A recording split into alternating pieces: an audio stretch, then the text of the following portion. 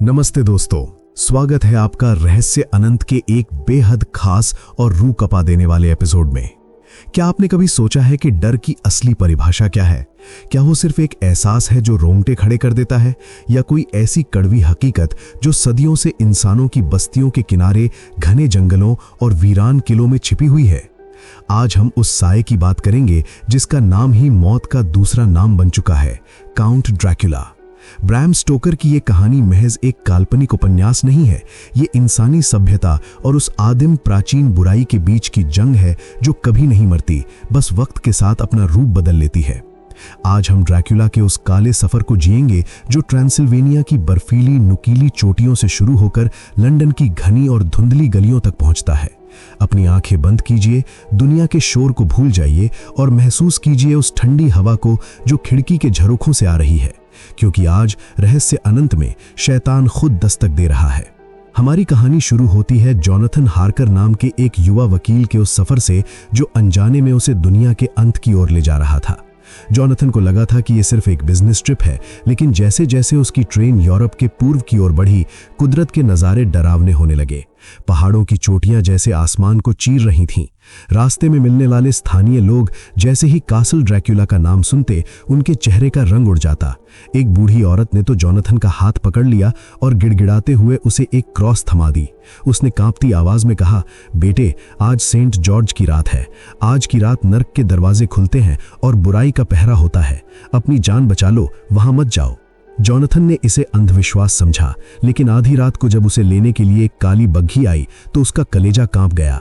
बग्घी के घोड़े काले कोयले जैसे थे और उनकी आंखें आग की तरह चमक रही थीं।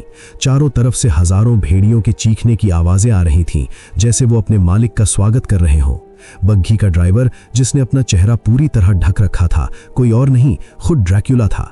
जैसे ही जॉनथन ने हाथ मिलाया, उसे लगा जैसे उसने किसी लाश को छू लिया हो।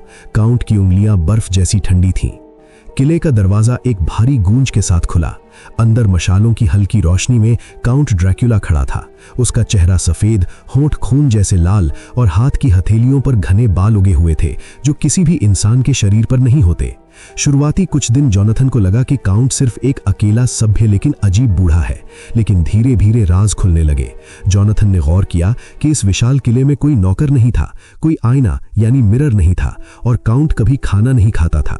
एक रात जॉनथन अपनी खिड़की पर खड़ा था, तभी उसने वो देखा जिसे देखकर किसी का भी दिमाग सुन्न पड़ जाए।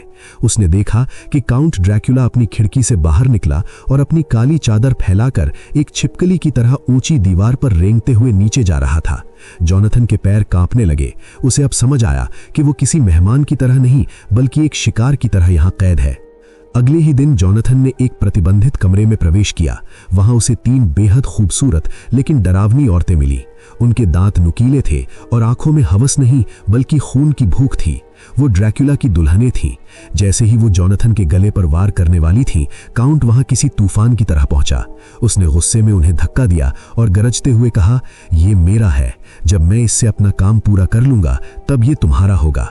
और फिर ड्रैकुला ने उन औरतों के आगे एक झोला फेंका जिसमें से एक मासूम बच्चे के रोने की आवाज आ रही थी। वो मंजर जॉनथन के लिए नर्क से भी बदतर था। अब ड्रैकुला अपनी सत्ता बढ़ाना चाहता था। उसे अब एक ऐसा मैदान चाहिए था जहां लाखों लोग हों। उसने जॉनथन को मरने के लिए छोड़ दिया और खुद 50 बक्सों में अपनी पुश्तैनी जमीन की पवित्र मिट्टी भरकर डिमीटर नाम के जहाज पर सवार हो गया। ये समुद्री सफर समुद्री इतिहास का सबसे खौफनाक अध्याय था। जैसे जैसे जहाज लंदन की ओर बढ़ा, एक एक करके नाविक गायब होने लगे।